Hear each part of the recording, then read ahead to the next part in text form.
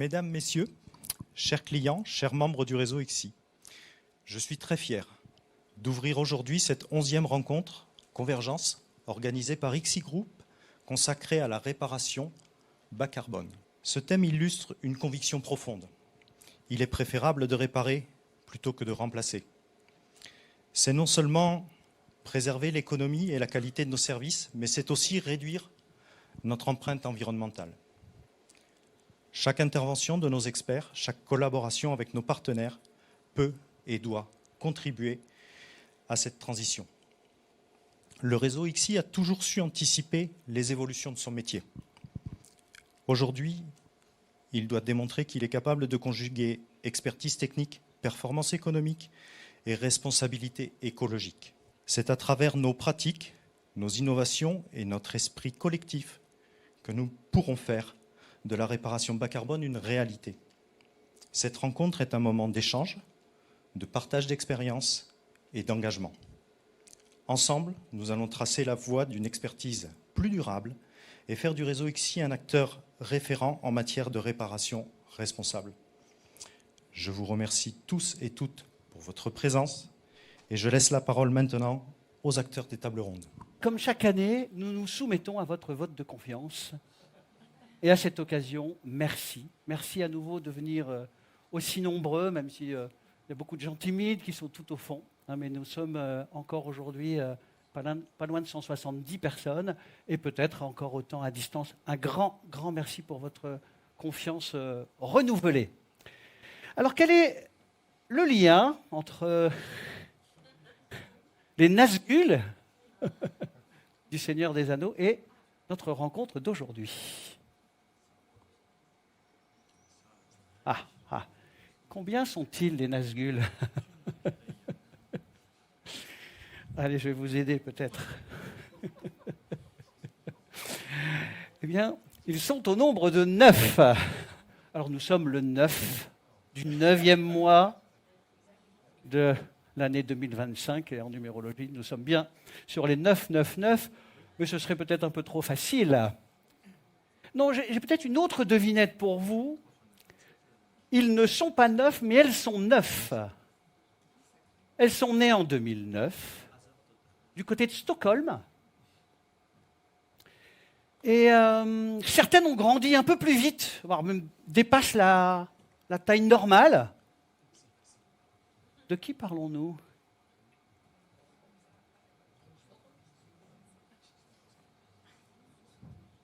Eh bien, nous allons nous intéresser aux 9 limites planétaires telles que le concept a pu être développé. Et vous savez qu'aujourd'hui, nous avons dépassé la 6e limite planétaire. Alors le thème d'aujourd'hui, le thème central, de décarboner l'activité d'indemnisation, eh bien il concerne, je dirais, le changement climatique. Donc une des 9 limites planétaires. Et c'est ce qui va probablement nous occuper sur la première table ronde. Je laisserai notre animatrice de talent vous dévoiler ça. Mais sur cette première partie, oui, on va regarder l'enjeu carbone. Et puis sur la deuxième table ronde, on va essayer de prendre un petit peu de hauteur et d'aller au-delà de la seule limite du réchauffement climatique, impactée bien évidemment par les émissions de gaz à effet de serre, mais on va s'intéresser aussi aux autres limites planétaires et en quoi nos responsabilités, assureurs, experts, entreprises de réparation, en quoi nos responsabilités sont aussi engagées et en quoi le projet, aujourd'hui, qui s'inscrit dans les routes stratégiques, dans les feuilles stratégiques de toutes les compagnies, impose de prendre en considération les 9 limites planétaires et pas que les émissions carbone. D'accord ? Alors, dans les limites planétaires, je pensais à une peut-être, c'est l'eau disponible pour les êtres humains. Si on regarde à la taille de la Terre, ce que représente l'eau, l'enjeu de l'eau. On pourrait parler de l'enjeu de la biodiversité, on pourrait parler de l'enjeu de la pollution des sols, de la pollution des mers. Mais rien que ça. Je pense souvent à la phrase d'Hubert Reeves. À l'échelle cosmique, l'or est plus rare. L'eau est plus rare que l'or. Alors pour rentrer dans notre thématique, un petit flashback si vous en êtes d'accord, sur ce que l'on s'est déjà dit l'année dernière. On se retrouve dans quelques minutes.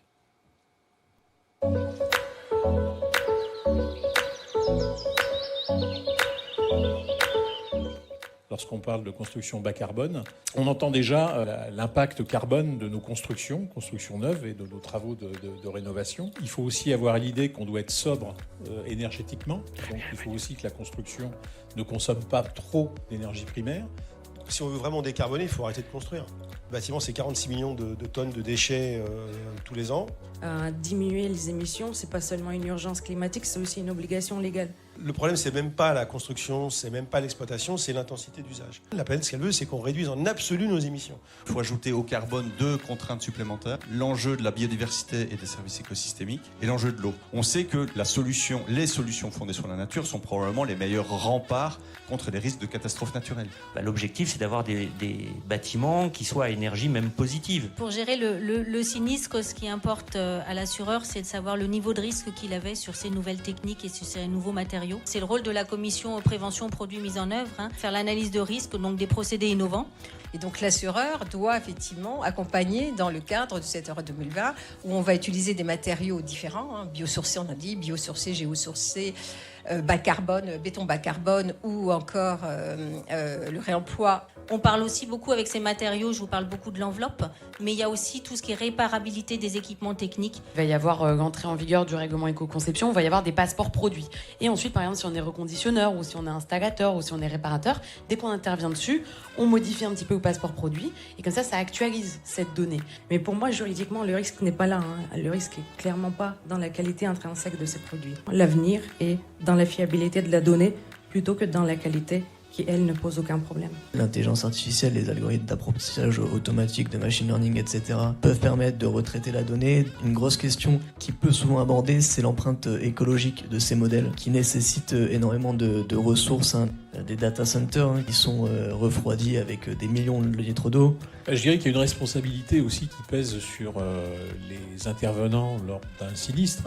Le maître d'ouvrage, je pense qu'il a un vrai rôle effectivement à jouer à ce stade pour sensibiliser les acteurs, donc éviter, comme on l'a dit tout à l'heure, d'aller au moins 10 ans, mais peut-être au mieux 10 ans. C'est investir un petit peu le champ du crédit carbone à heure volontaire, beaucoup de maîtrise d'ouvrage qui essayent de trouver un modèle économique en générant des crédits carbone sur les opérations au titre du réemploi, du béton recyclé, etc. Alors, Nous-mêmes experts, il faudra qu'on change aussi notre mindset, c'est-à-dire qu'on n'est plus là pour dire qu'on remplace à neuf, on va développer de nouvelles compétences, de dire on va remplacer en fonction de tel ou tel nouveau critère. Voilà. Si vous assuriez demain des fonctions, si vous assuriez demain des usages, ce serait beaucoup plus pertinent. Parce que il faudrait plus remplacer un bien dès qu'il est désuet. Non, il faut assurer une continuité de fonction. si on veut laisser justement de la souplesse, de la créativité, de l'innovation, faut le laisser aussi aux assureurs. Parce qu'effectivement, là, on ne peut pas avoir les mêmes contraintes qu'il y a 60 ans, alors qu'on fait la transition vers l'économie circulaire. Le modèle économique assurantiel, il est fondé sur la réparation. Et il y a vraiment à pivoter aussi une partie des modèles économiques vers la prévention. Aujourd'hui, on a un nombre incalculable d'activités qualifiées d'éco-incompatibles. C'est-à-dire que vous pouvez les transformer tant que vous voulez, vous pouvez les améliorer tant que vous voulez, vous pouvez les optimiser tant que vous voulez. La seule bonne chose à faire, c'est d'arrêter, c'est d'échouer. Donc oui, il va falloir qu'on ralentisse le non essentiel. Oui, il va falloir qu'on invente des nouveaux modèles économiques. Oui, il va falloir qu'on sorte de nos habitudes. Tout le monde est pour le progrès mais contre le changement. Il va falloir que ça change.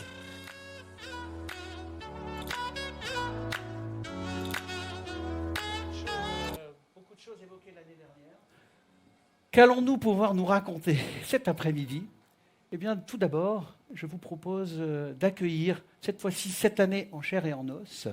Il était à distance l'année dernière pour ouvrir les débats, sous un tonnerre d'applaudissements. Notre Thierry Langrenet, des futurs l'ONG Les Ateliers du Futur, et qui va, sur cette première partie, vous ouvrir le cortex.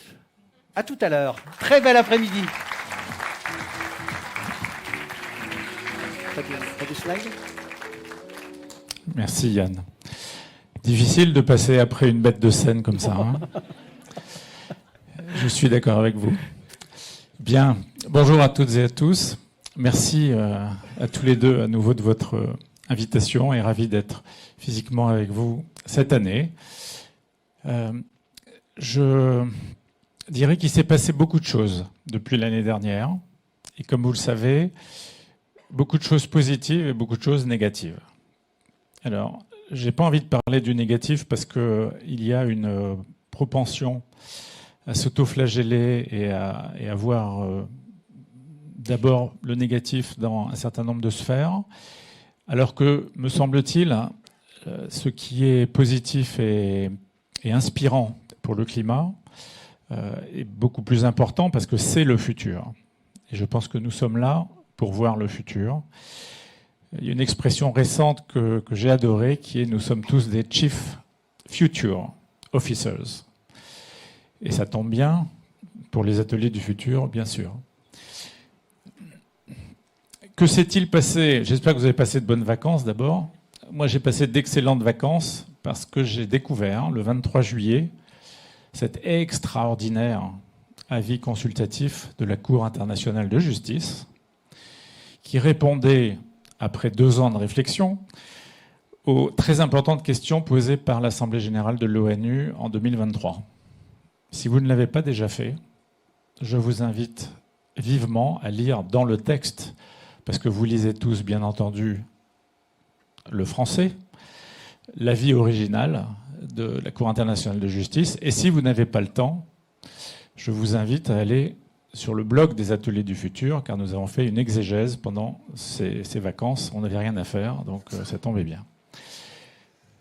Je ne vais pas refaire le même sondage que ce matin, mais les Ateliers du Futur, pour les très rares d'entre vous qui ne le sauraient pas, c'est une ONG 100% climat, 100% internationale et 100% entreprise.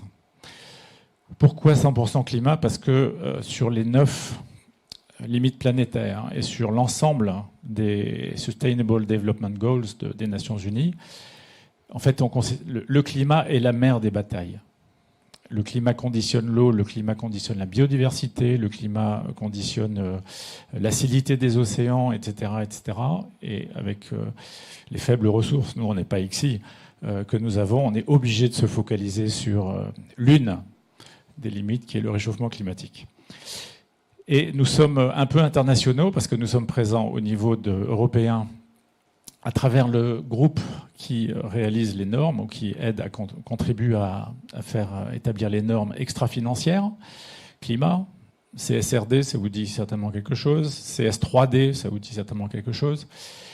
Et nous sommes également un peu plus qu'européens, puisque nous sommes partie prenante à la Task Force des Nations Unies, du programme environnement des Nations Unies, sur les plans de transition des assureurs, qui s'appelle FIT, et qui vient de commettre en juillet une très importante livraison, une très importante recommandation, que je vous incite à nouveau à lire.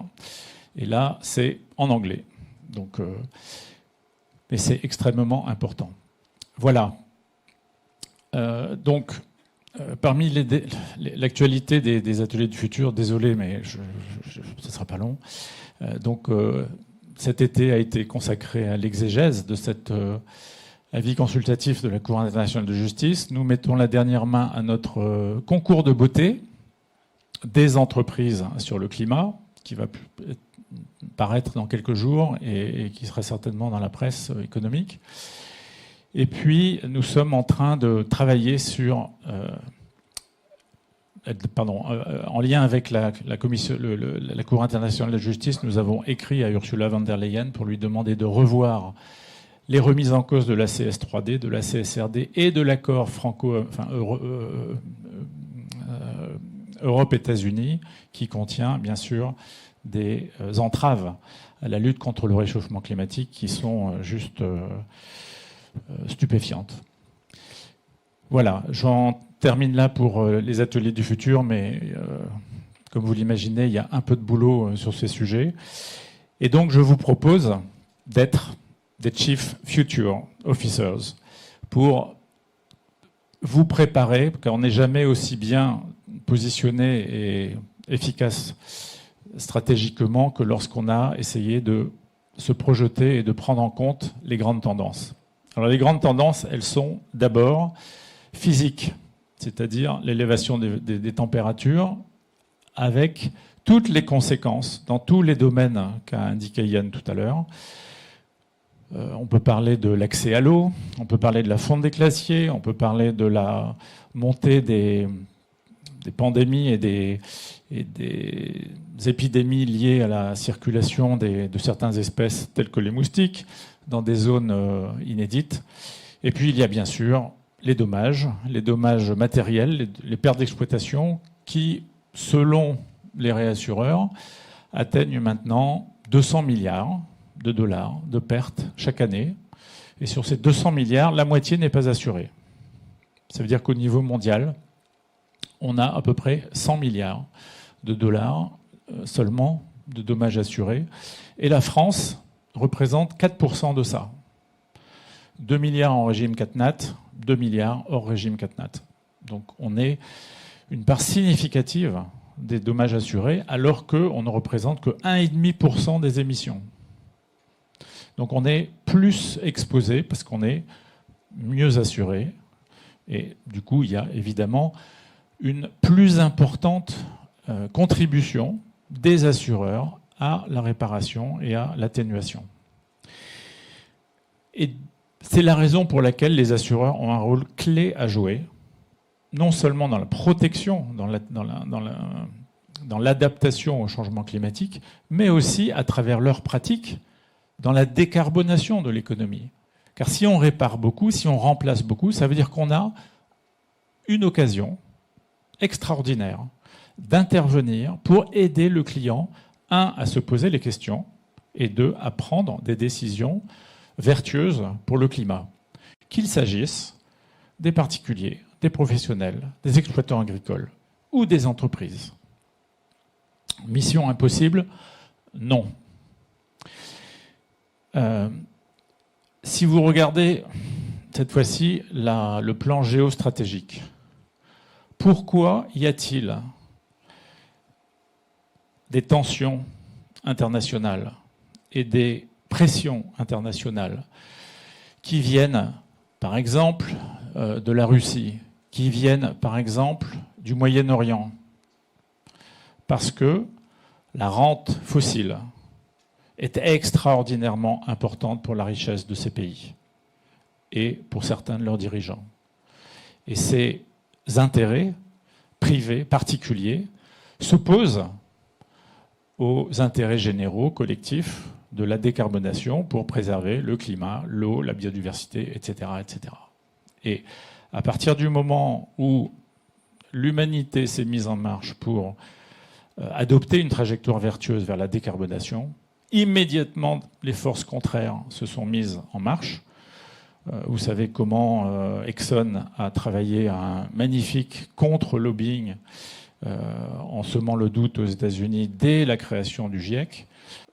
Le climat devient un sujet complètement géostratégique, planétaire, international.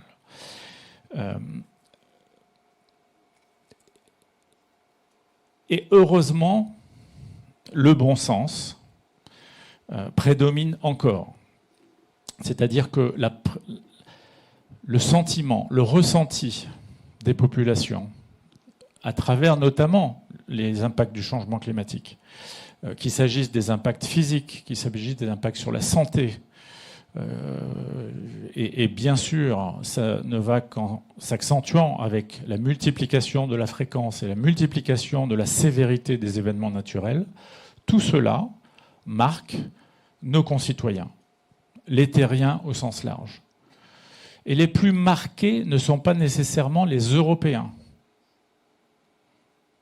mais ceux en Asie qui sont par exemple les plus touchés par la pollution. Et du coup, les comportements commencent à changer.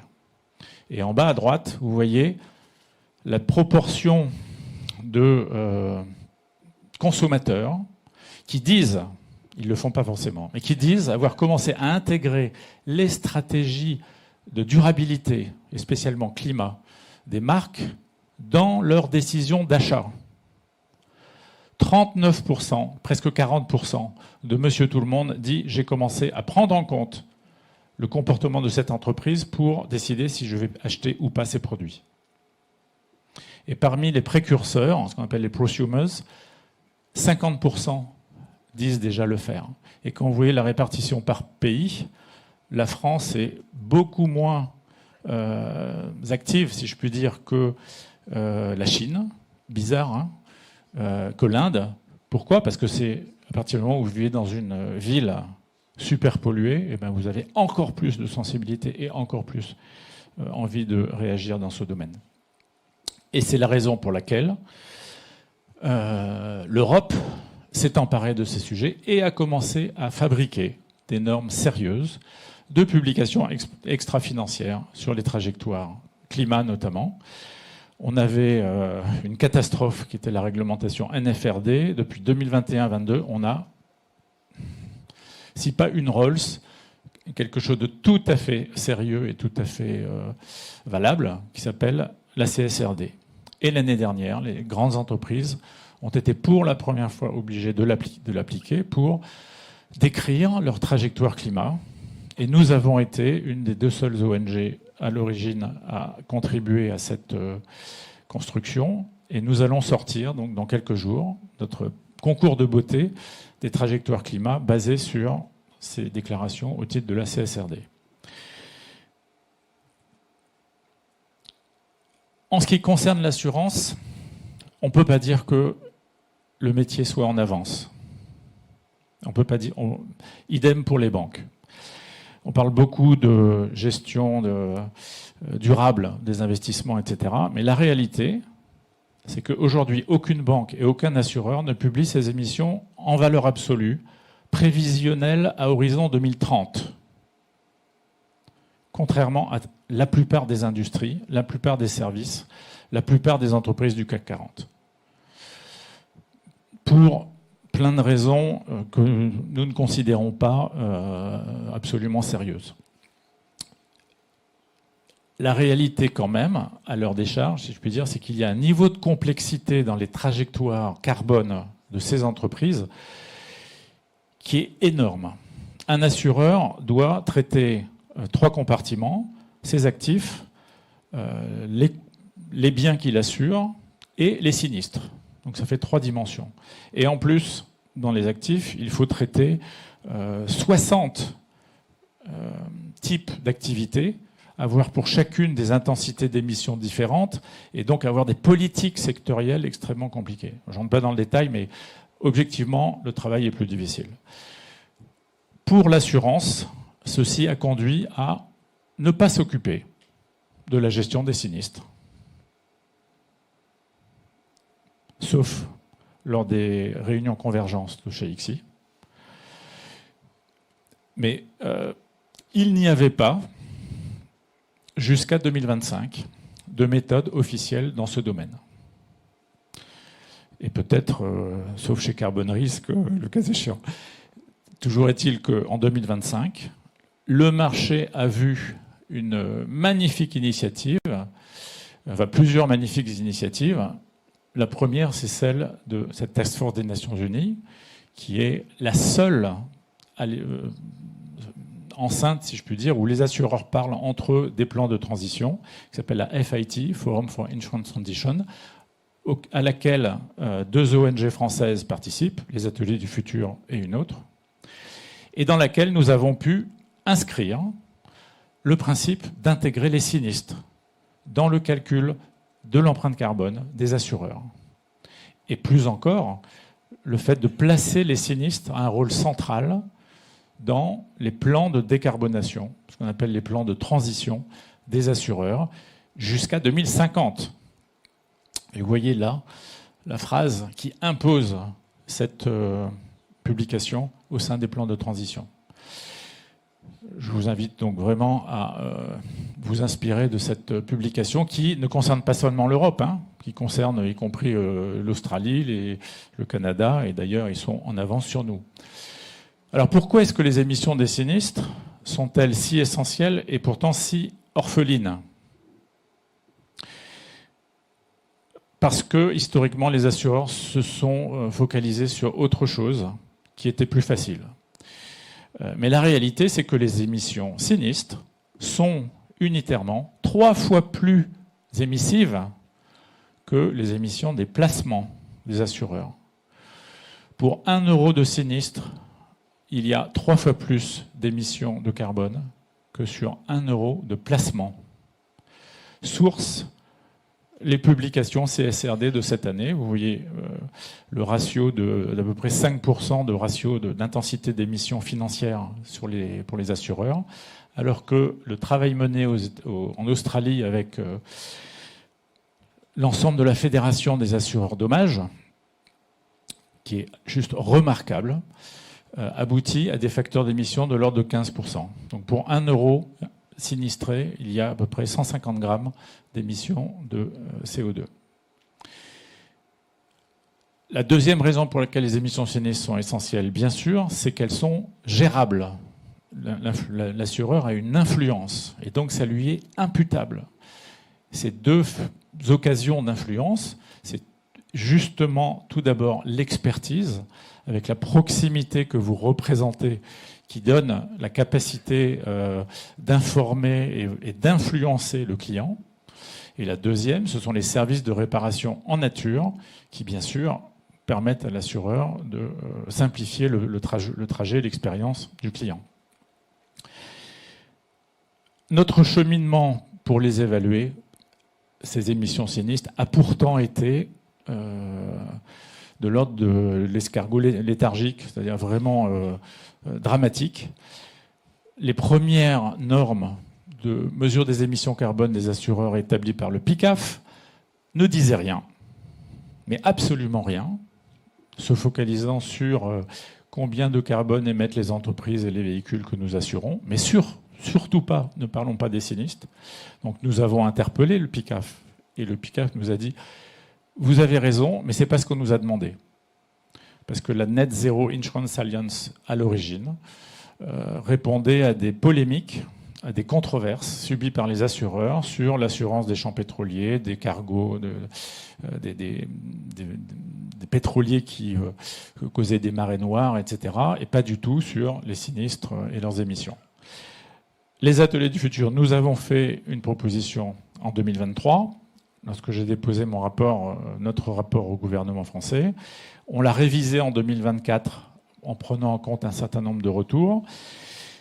Et j'ai le plaisir de vous informer qu'on va republier une mise à jour de cette recommandation dans les mois à venir. Et les Australiens ont fait donc le saut quantique qui consiste à concevoir et à mettre en œuvre cette mesure des émissions. Et c'est donc eux qui ont dévoilé les premières publications de carbone associées au sinistre. Et vous voyez qu'encore une fois, l'intensité est super costaud, de l'ordre de 150 grammes, 0,15 kg, par euro ou par dollar australien dépensé. Donc c'est colossal, vraiment colossal. Et ils ont été jusqu'à mesurer l'intensité carbone, non seulement en assurant de choses, mais également en assurant de responsabilité. En auto, en dommages aux biens, en assurance des particuliers, des entreprises, etc., etc. Donc une énorme source d'inspiration pour le monde entier. Je ne vais pas entrer dans le détail, mais les fondations sont là. Il suffit de se pencher sur les prescriptions du GSG protocole et d'utiliser le bon sens pour appliquer ces prescriptions aux différents domaines des sinistres, que ce soit le sourcing des pièces, le travail de la main-d'œuvre, le déplacement des différents intervenants et, bien sûr, l'utilisation des produits sinistrés, remplacés. Voilà, en termes d'action, les assureurs australiens ont tiré les conséquences de leur publication. Ils ont pris des engagements et vous voyez à gauche que le pilar 2B, Claim Supply Chain, 30% ont fixé des objectifs à la fois d'action et de quantification, d'impact. Et enfin, le bon sens, il nous dit quoi ?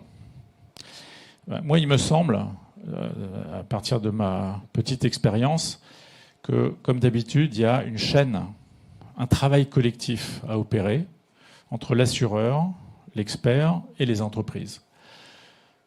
Et l'assureur, il est très en amont, et au lieu de provoquer des attentes de tout beau, tout neuf, je pense que son rôle, c'est de gérer les attentes des clients et de placer la décarbonation, la vertu pour la planète, en tête d'affiche. Et de dire, on est là pour vous aider à créer des bénéfices carbone pour la planète. Et une des surprises également de cette année, de cet été, c'est ce que vous voyez en haut à droite. Ça y est, il y a un assureur qui a positionné son offre multirisque habitation exactement là-dessus. Je ne sais pas s'il est représenté dans la salle et s'il osera se dévoiler.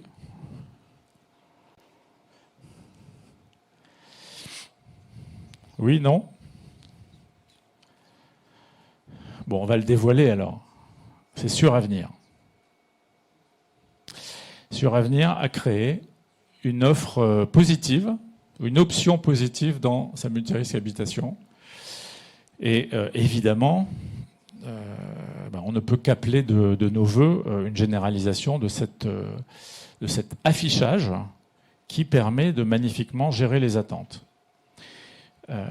Ça veut dire qu'on ne vante plus, on ne met plus en avant le remplacement, en tout cas de l'électroménager, mais la réparation. Mais ça veut dire quand même qu'en cas de sinistre important qui va toucher le chauffage ou la clim, il ne faut pas s'empêcher de payer un peu plus pour remplacer par quelque chose de beaucoup moins émissif. Donc ça veut dire qu'il va falloir mettre un peu d'argent supplémentaire à la poche. Et il y a un assureur qui avait depuis longtemps cette clause verte dans ses contrats, c'est AXA. Et AXA a maintenu, a même élargi sa clause verte multirisque professionnel vers la multirisque habitation. Et ça signifie bien sûr privilégier les matériaux de réemploi grâce au magnifique travail que font les experts pour montrer et conseiller. Voilà, donc une fois le terrain préparé, je pense qu'il est beaucoup plus facile pour les experts de communiquer, d'indiquer une voie vertueuse, y compris avec les matériaux de réemploi, et surtout de rassurer. Car on sait bien qu'il y a un petit doute, parfois des soupçons, et qu'il faut arriver à les lever en montrant des expériences positives, bien entendu. Et puis, pour les entreprises, à elles de favoriser ça en communiquant aussi sur les bénéfices carbone et surtout en structurant les filières, en facilitant la circulation des matériaux de réemploi et en certifiant de façon à ce que les technologies courantes dans ce domaine deviennent la règle et pas l'exception. Voilà, je vous laisse maintenant entrer dans la vraie vie, dans la réalité de ces propositions et j'espère que vous y trouverez une inspiration.